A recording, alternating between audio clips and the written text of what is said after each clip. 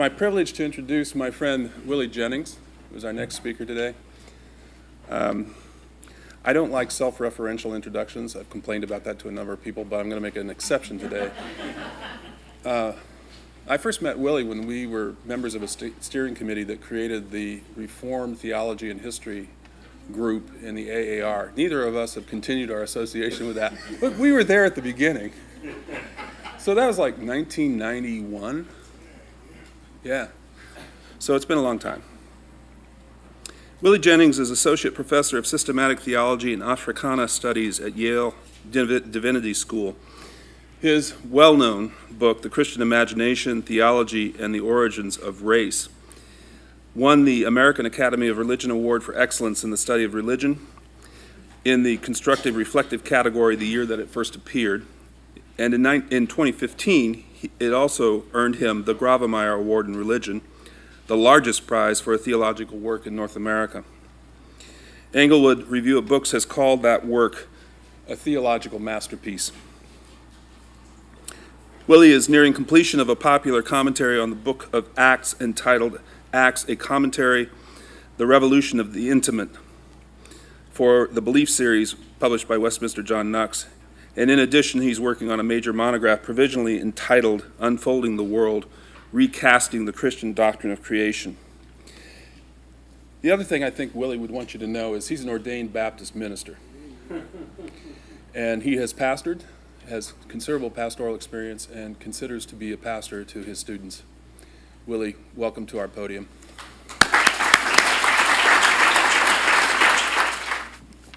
I want to thank Bruce for that wonderful introduction. It is a joy to be here. I want to thank him and Paul and especially Kate for putting on this marvelous conference. Whoever thought we would have done a conference on Karl Barth and liberation theology? I am thrilled beyond measure to be here and to be a part of this. I'd like to, if I may, dedicate this. Looking for my bottle of water.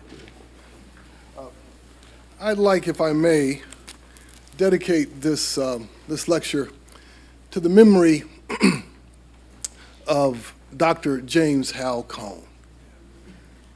I met Dr. Cone for the first time in the spring of 1984. Somebody said, wow. Yeah, it's a little while ago.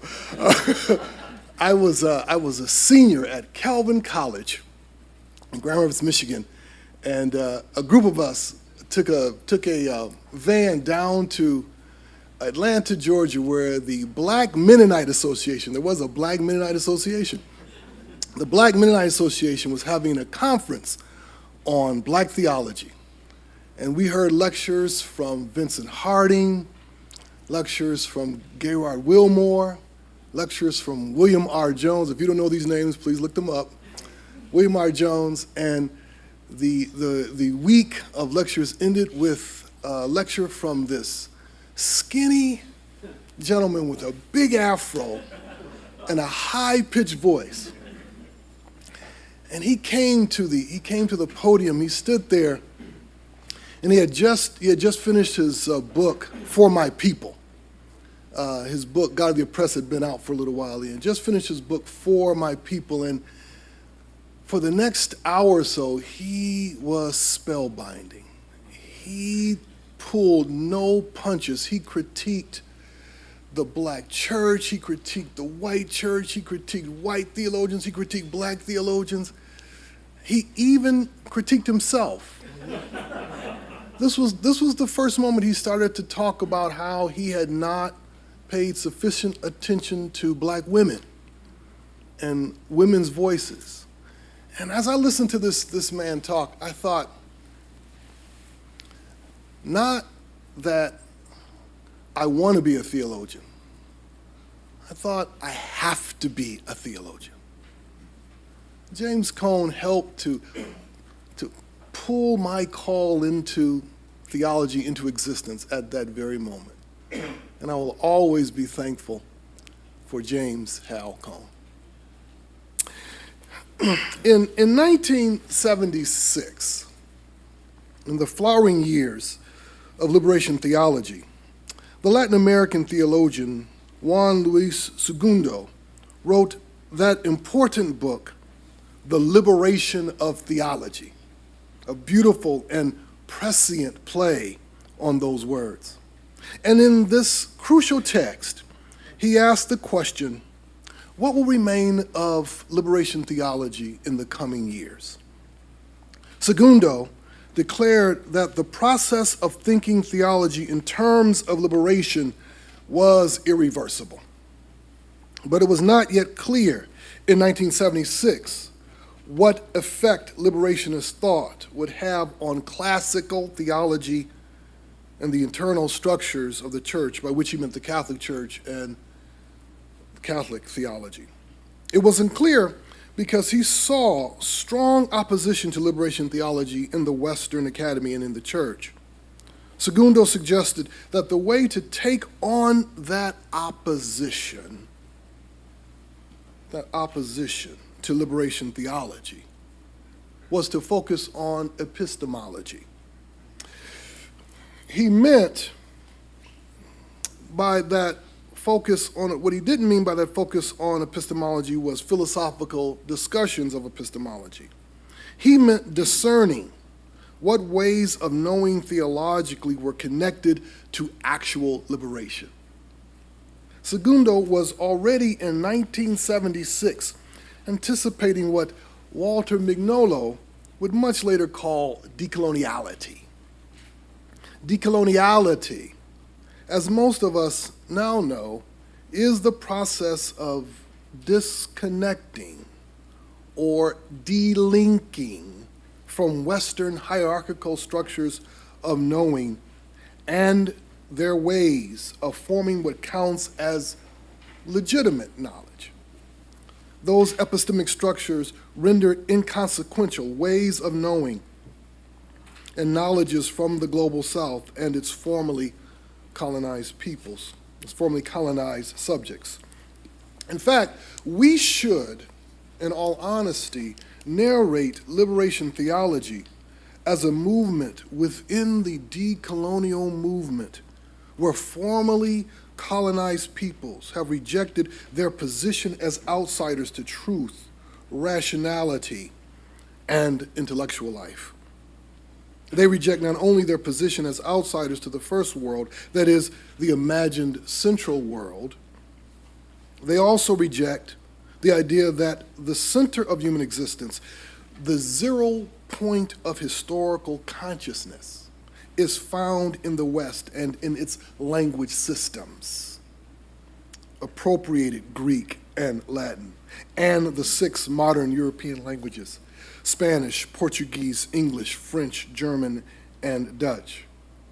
Decolonialists, let's call them, decolonialists reject the paradigm of global superiority-inferiority calibrated by the global North, and they seek to delink from efforts to make global South peoples acceptable to the North through various forms of assimilation, political, intellectual, social, economic, and religious. This is a rejection, as we all know, that is still being worked out in so many places and among so many people. Liberation theology, as a movement within decoloniality, focused the nature of knowledge in a different way. Liberation theologians did not simply invite us to deepen our critical focus on the person who knows before we focus on what is known, a la Kant. Liberationists invited us to focus on the places from which we know and who we are in and of those places of the earth, as we know. And from this focus, the idea of contextuality emerged as a central part of modern theological reflection. But generations of theologians living in the aftermath of liberation theology forgot something very important. that contextuality was simply a conceptual placeholder for thinking theology from the real world realities of poverty, oppression, and violence, especially as those realities encircled formerly colonized peoples. Unfortunately, contextuality soon took the form in Western theology of a placid situatedness, articulated in that useless dictum we all learned in seminary, and some places is still being said, that useless dictum that we all do theology from a particular place, a particular social location or perspective.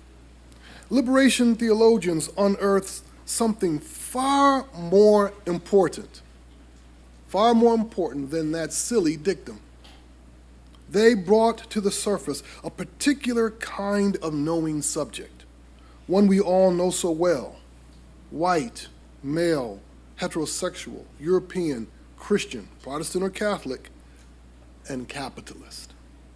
And these theologians unearth processes of formation of subjectivities energized by and encircling that knowing subject. But liberation theologians also surfaced a long-standing problem in Western theology since the emergence of colonial modernity. That is the way Western theology dismissed and eradicated, both those words, dismissed and eradicated the ways of knowing and the forms of knowledge of non-Western and indigenous peoples. So liberation theology placed on the table two forms of questioning that remain an urgent matter for Christian theology at this moment. The first form of questioning has to do with the possibility of reframing theology apart from the dominant Western knowing subject. Is it possible to imagine and enact a knowing subject, not tightly woven together as white, male, heterosexual, European, Christian, and capitalist, and who forms a subject position for knowing that is relentlessly imperial? Is it possible to disentangle processes of subjectivity formation, educational, social, gendered, economic, cultural, from the energy and the intellectual inertia of that white, masculinist knowing subject? The second form of questioning that has to do with the possibility of entering non-Western and indigenous ways of knowing and the knowledges of formerly colonized peoples. Is it possible to recognize and learn from within the alternative epistemologies of those who have been excluded from the rights, R-I-T-E-S, the rights of instruction in Western education? This would mean not learning new things from different peoples, but reframing what it means to know, to learn, and to live with knowledge. Is it possible to reframe what a Christian knowing actually looks like? A Christian knowing actually looks like. What does a Christian who knows as a Christian and a knowing that constitutes the Christian look like? This second form of questioning isn't aiming for a Christian kind of knowing over against a non-Christian form of knowing. It seeks a decolonial possibility of knowing. The questioning seeks a Christian who knows, and in their knowing, joins in the knowledges of other peoples. These two forms of questioning challenge us to articulate a Christian theological subject, not trapped in colonialism's long centuries and its ongoing effects. This, for some people, is an impossibility. And we have to face this fact, sisters and brothers. for a growing number of people, including many people of color raised Christian who live in overwhelmingly Christian but formerly colonized contexts. Christianity feels like a dead end intellectually. Christianity, for some of these folks, cannot be articulated apart from its white masculinist knowing subject or apart from its historical trajectories of eradicating indigenous knowledges and non-Western ways of knowing. And of course, this brings me to Karl Barth and his theology. I've been reading Karl Barth for decades. And I have lived with the frustration of seeing Barth's thinking deployed to bolster precisely the white masculinist knowing subject, and to have Barth's theology weaponized against indigenous knowledges, and Barth himself turned into an epistemological apologist against any idea of reframing what a Christian knowing looks like. I'm frustrated, not because Barth has been framed as in league with the colonialist project, because he did operate within the colonialist imaginary, as almost most of his contemporaries did. My frustration stems from the fact that too few theologians have been interested or willing to see how Barth's work did and does open up compelling possibilities for energizing a decolonial option, to quote Walter Mignolo. A decolonial option from within Christian theology itself, especially from within the problems of colonialist epistemology. Now, in order to see these possibilities, we need to read Barth with Barth, and sometimes read Barth against Barth, drawing Barth to his more enlightened sensibilities. Let's use that language. So in this presentation, I want to highlight two possibilities that place Barth squarely with the decolonial epistemologists. That's why the title of this, Barth among the decolonial epistemologists. Those aiming to overcome colonialism's epistemic regime. The first is Barth's framing of the knowledge of God as non-accumulating and therefore non-commodifiable. And the second is the way Barth invites us to think totality against hegemonies. The second possibility, or we can see the first possibility in paragraph 27 in his Doctrine of God. And the second possibility comes later in Barth's wonderful intellectual sojourn as he articulates his Doctrine of Providence in paragraph 49. Some of you have heard me talk a bit about some of these things, but I'm going to put them together now for the first time. I'm so excited about that. The first possibility emerges out of Barth's thinking about knowledge of God in 1937-1938, after he returned to Basel and positioned himself as an intellectual, both reflecting back on the rise of Nazism and keenly watching its political and theological machinations. Paragraph 27 is less about the limits of knowledge and much more about an ecology of knowledge. It is Barth's explication of that simple but profound idea that God is known only through God. As he ended paragraph 26, we find him reflecting on the problem of natural theology with German racial nationalism fully in view. Here, Barth's famous way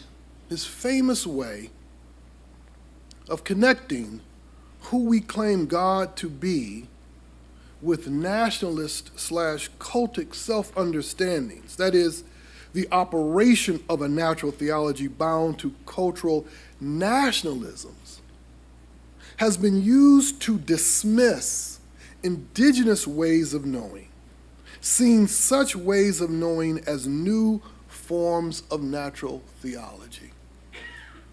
I remember having professors, when anytime I would want to raise questions about indigenous ways of knowing, they would always trot Barth out and trot out this particular idea. This, however, has always been a very bad form of conceptual mapping. Let me just be clear about that. Very bad form of conceptual mapping. One that does not reckon with the possessive logics that formed in the colonial theater and turned peoples in all that they are and all that they know into commodity form, bound to them as property. Knowledge understood as possession, that is obtained through forms of mastery, is the deeper problem that constitutes the problem of a natural theology. The strange arguments for and against a natural theology that have grown over the centuries come directly out of colonial soil. While not attuned to this deeper problem, Barth was tracking the problem of knowledge possession and mastery indirectly, quite beautifully. For Barth, we constantly misunderstand possession of knowledge as it relates to God. Barth states the following: we are masters of what we can apprehend.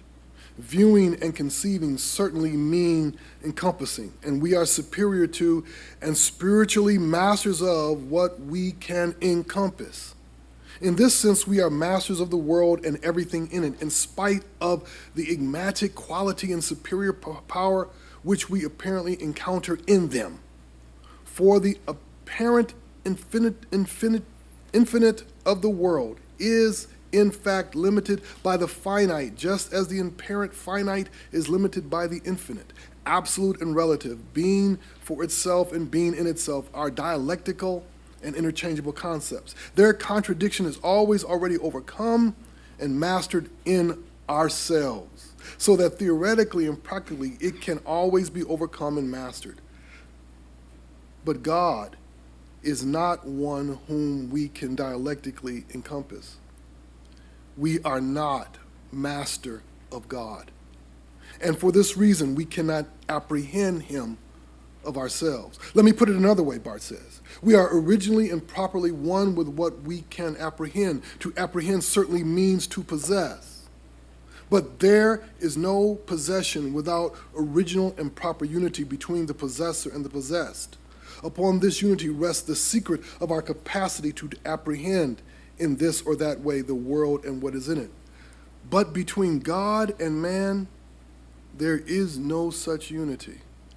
Creation by God, even the creation of man, means the institution of an existence really distinct from the existence of God. Between God and man, as between God and the creature in general, there consists an irrevocable otherness. Because this is so, because the mystery of unity underlying all our other apprehension does not exist here, we cannot conceive God of ourselves. So we can hear, end of quote, so we can hear from this quote that Barth is not against the possibilities of knowledge accumulation or possession of knowledge. In fact, Barth assumes as the normal state of affairs a colonially conditioned vision of natural knowledge possession. But his reflections here and throughout this paragraph raise the crucial question of what is the character of theological knowledge accumulation. For Barth, our knowledge of God does not accumulate in the sense of a colonial episteme. Indeed, Barth's vision of knowledge of God thwarts the operation of a colonial logic of knowledge possession, even as he normalizes such logics. Now, here we have to read Barth against Barth. Barth the theologian against Barth the European epistemologist, or more precisely, Barth's doctrine of God against a colonial form of knowledge possession. Barth is stating an ecology of knowledge, natural knowledge that he assumes holds for the way knowledge possession accumulation constitutes human self-knowledge, self-awareness, even consciousness in the Hegelian sense. Our knowledge accumulation leads us into self-awareness, and we now understand historically, I hope, how deeply chauvinistic and colonialist such a European vision of knowledge accumulation has been when enacted through processes of possession of commodification, and most importantly, of land seizure. Yet Barth draws such a Eurocentric ecology of knowledge to its limit, precisely at the knowledge of God and indeed even self-knowledge. Again, quoting Barth, 2:1, page 191. The beginning of our knowledge of God, of this God, is not a beginning which we can make with him. It can only be the beginning which he has made with us. The sufficiency of our thought form and of the perception presupposed in it and of the world form based on it collapses altogether in relation to this God. Of ourselves, we do not resemble God. Again, he says these same words. We are not masters of God. We are not one with God. We are not capable of conceiving him. This beginning of which Barth speaks collapses a possessive vision of knowledge where mastery is the goal. It is an epistemological beginning that collaborates deeply with a decolonial option for a new ecology of knowing. For Barth, what will be said and known about God, will be formed at the site, S-I-T-E, at the site of a relationship, of a life together in which our collective self-knowledge is always interrupted by the intervention of God's own self-knowledge. God knowing God's self in the midst of our knowing ourselves, and our knowing of ourselves always being mediated by and with God's self-knowing. What must be said of knowledge of God must also be said of what it means to know in response to a colonial history of epistemological violence and oppression. For the Christian, what we know is first a matter of who we know with in lives joined together. A procedure, if you will, of knowing God forms in this way in a shared ecology of knowledge, beginning precisely in the interception of colonialist forms of Christian knowledge. Of course, this then brings me to a second possibility suggested by Barth's thought, and that is Barth's way of thinking totality against hegemony. Barth's thinking against totality really emerges from 1948 on. The Barth of 1948 witnesses a world entering a new sense of agency. 1948 is the high time for the idea of the human, the humantas, and a thoroughgoing anthropocentrism. World War II ends and a new political and social egoism begins, born of the proliferation of nationalisms, the dropping of the atomic bomb, the creation of the nation-state of Israel, the emergence of the East-West divide, and the slow beginning sounds of the subaltern, the formerly colonized subjects speaking back to empire, calling attention to themselves as selves, and not echoes of colonial powers. Barth, also like so many others, had not begun to process seriously what it meant to have non-Western Christian theological interlocutors. Few theologians were connecting the dots between that presence and the push for national independence in so many European colonies. Indonesia and Vietnam in 1945, the Philippines, 1946, India and Pakistan, 1947, Burma, Ceylon, Korea, Malaysia, 1948, and China, 1949, and a host of others as we entered the 1950s. Equally missed was the problem of the emergence of the Jewish state and its geopolitical significance in light of the ideological currents of the East-West divide. Barth was, however, processing the totalizing visions of life that were emerging at this moment And within his doctrine of providence, he articulated the problems of those visions. Here is the crucial question. How do you articulate a doctrine of providence at a time when the world is being pressed to exist between two powerful ways of framing time, history, and meaning? What would come to be called the Cold War was not simply a political struggle between the U.S. and the USSR and their respective allies, but the emergence of two powerfully productive forces that constantly generated totalizing visions of how the world is and how the world should be. This side of the Cold War's end, it's difficult for us, many of us here in this room, to sense the overwhelming power of this framing, a framing that permeated the Western world and especially the world of the colonial powers. Barth, like so many others, felt that framing power. Yet those others who acutely felt the framing power were not, for the most part, his theological colleagues, but formerly colonized subjects and those struggling to break free from their colonial masters. They understood, the formerly colonized subjects, they understood that East and West were not universal options for how we should see the world, but the ongoing outworkings of white masculine supremacy in new, more insidious iterations. If nationalism helped to frame the US and USSR, these superpowers became the framers of what nationalist existence in general, and human existence specifically, would mean for so many people becoming nations. This is crucial for us because theological concepts and theological discursive practices come to exist inside this framing. Ideas like freedom and justice and peace and security, humanity, independence, rationality, will all be calibrated by nationalist form.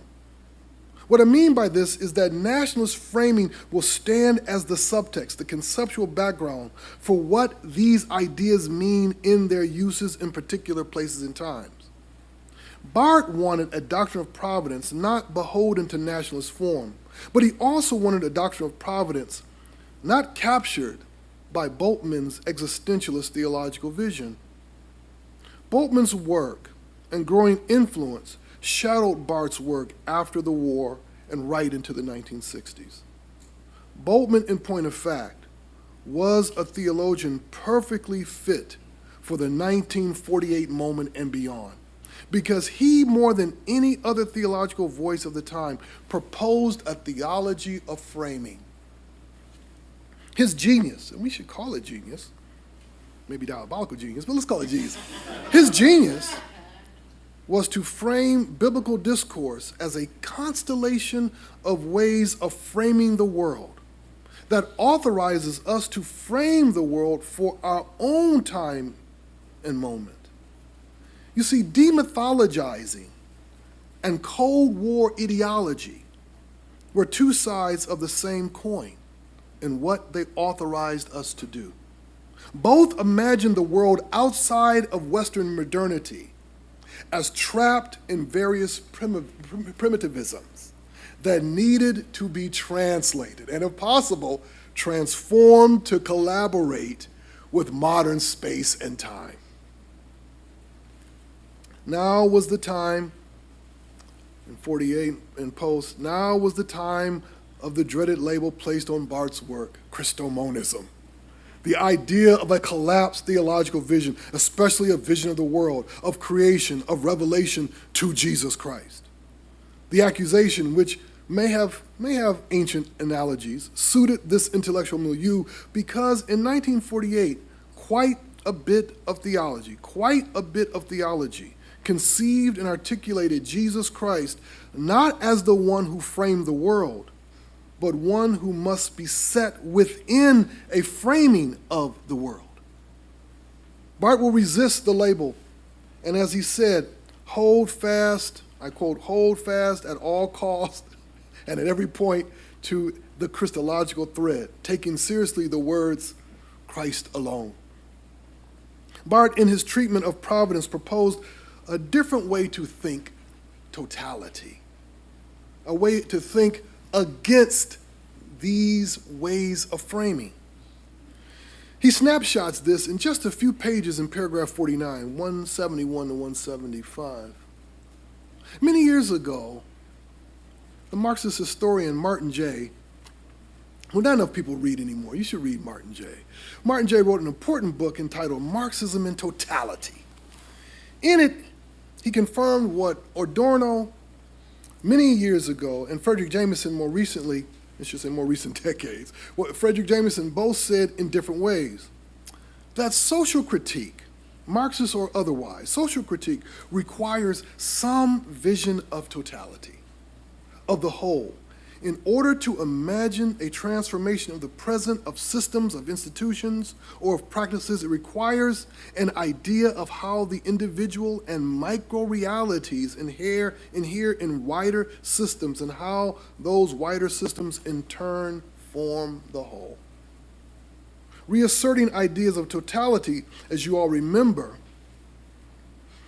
became an important response to intellectuals who 20 years ago began resisting the idea of totality for fear of supporting master narratives or totalizing discursive practices, and of course, hegemonies.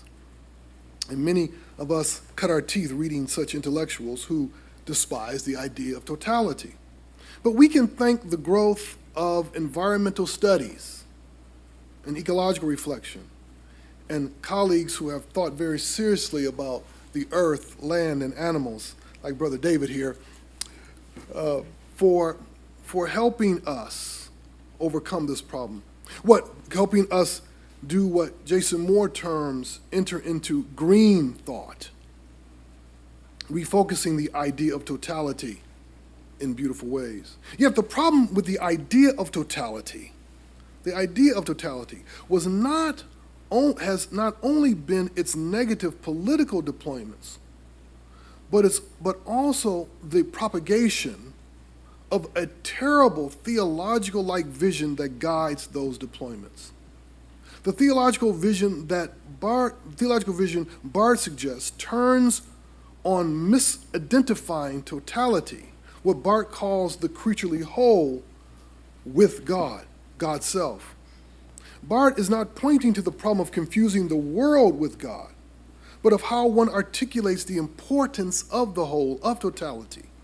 That articulation will inevitably always make the whole more important than any creature. It will also align God's actions with a telos that bypasses the singularity of every creature, instrumentalizing all creatures in a hierarchy of purpose. Barth recognizes that this is a counterfeit to God's ruling. But theologians, he argues, have often offered this vision of totality, collapsing the idea of a God who rules with what that rule must look like.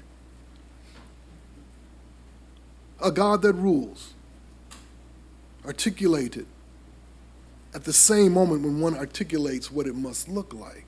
That is, a God whose actions are fixed only by the end game and not by the individual players. The subtlety here is very important for Barth. The creature, he says, is lowly, humbled in relation to God, but not in relation to a universal whole. The lowliness of the creature in relation to God means its exaltation.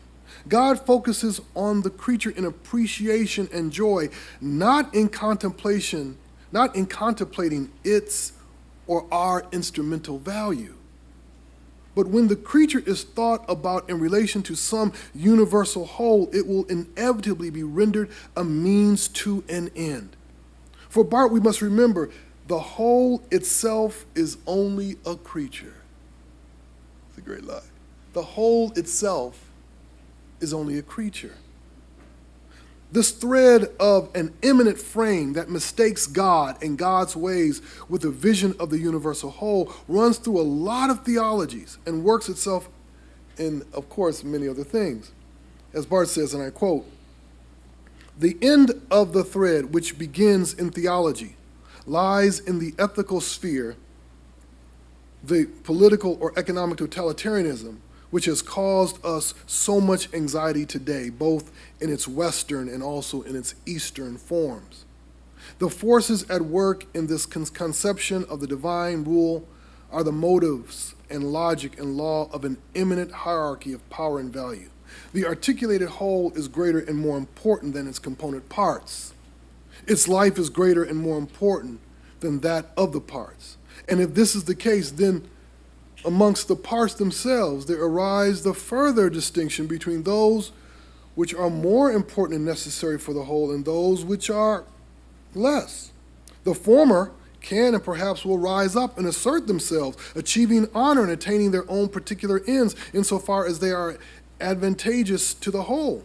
But the latter can only sink into obscurity, rendering their service to the whole at the proper time, but disappearing like the Moor, M-O-O-R, disappearing like the Moor when they have fulfilled their obligation. It is obvious that countless beings are in this second case, existing only to be sacrificed at the last for the life and progress of the whole and the favored few. It is all very well for those who, for the sake of the whole, belong to that earlier class, continuing as its heads and bearers and representatives to the glory of the whole. But it is impossible to equate this much too primitive ordering of the world and society with the divine world governance. You see, Barth, end of quote, Barth distinguishes between thinking totality raised up, sustained, and maintained by the divine governance and what he calls the unholy hierarchy of a universal collective whole. Barth's framing of totality recognizes the totalizing visions of East and West, but does so in ways that capture the broader and deeper implication of totalizing discourses, whether economic, political, theological, ecological, or evolutionary. Let me just take a moment to put in a plug for brilliant work that will soon be published by soon-to-be Dr. Kara Slade, who does a brilliant job talking about these very matters. So as soon as she gets her dissertation approved next week, please read it. Please read it. Just a brilliant dissertation on this very problem. For Barth, all such totalizing discourses, while they claim to be aimed at the common good, in practice are merely a means to further the ends of certain favored creatures, a ruling class within this whole. Barth's understanding of totality, in contrast, grows out of his reading of the drama of Scripture and shows us that the God of Israel, who watches over and cares for every living creature, is the God through which we can think totality. God walks with every living creature, loving and ruling from inside the intricacies of every life. Barth will work out his doctrine of providence from this kind of immanent frame that resists forming a doctrine immediately useful for those who want a God useful to their purposes. Final quote from Barth here. For if the kingdom of his king means order, if it is therefore a kingdom of righteousness, then this means that his plan and will, his coordinating of all the activities and effects of all his creatures, does not encroach too much upon any one of them, not one being simply used and then dropped and then trampled underfoot. I love that line. If the ruling of God consists first and foremost in his subordinating of all things to himself, this means that without prejudice to their mutual relations, he deals with each one in a direct and immediate encounter and relationship with himself.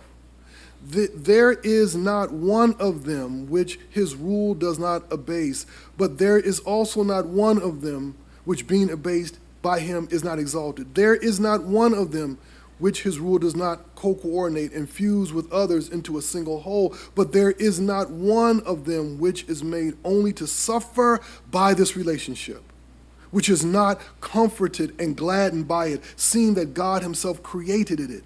For this is what distinguishes the totality which he raised up and sustained and maintained by the divine governance from the unholy hierarchy of a universal collective whole. It is the totality of the freedom and right of each individual. It is the totality in which each individual has to be full of its own honor. It is the totality which has its own honor in the fact that no person or thing which it comprehends or orders has simply to do its bit and then to be sacrificed.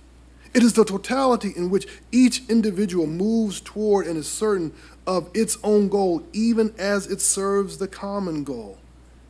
In this whole, there is nothing which at its own time and place and according to its own function is simply instrument, material, cannon fodder, in the fulfillment of this or that development, or in the establishment of this good of the community. But in practice, then, is merely a means to further the ends of a certain favored few, a ruling class. But as each individual with its own being and activity is coordinated with all other individuals under God and according to the will and plan of God, and certainly not without this subordination and coordination, by this very fact, it has its own independent significance and validity, its own independent value and dignity, being granted that which is good, which is indeed the very best for its attaining of its own individual ends, and in this way, the common end of all individual. God loves and rules them, therefore, in their interdependence, in their mutual association. But on this account, God does not love and rule them any less, but to the highest degree possible in their particularity and singularity. End of quote. So, Barth's vision of totality, again, shares in the emerging decolonial sensibilities of people struggling to free themselves from their colonial masters during the 40s and 50s. Those peoples imagine themselves beyond the totalizing visions of the U.S. and the USSR, and beyond the hegemonies that would emerge from that period that plotted them in the developmental, economic, intellectual, and cultural narratives of the West. Such narrative operations always hide the storytellers and demand we adhere to the story being told in order to be heard and seen as participants in the human project, to even be seen as human. Yet Barth's vision of totality, rooted in a doctrine of providence, positioned God against the storytellers. Position God as one who refuses the narratives that render people and even individuals as cogs in a machine, steps on the way to development, consumers, audiences, data users, immigrants, or human resources. Barth's vision pushes against what Bonaventura Sousa Santos calls the logics of social regulation that turn every effort of emancipation toward the re-establishing of more expansive, totalizing visions of a social order. But equally important, Barth's way of thinking totality also opens up the space for a theological vision of the creaturely whole that could help to form a healthy theological subject, one freed from the imperialist subjectivity so deeply woven into white Western theological formation. Liberation theologies announce the unfinished work of Christian theology, even to this crucial moment. The unfinished work not only of Christian theology, but of Christian discipleship.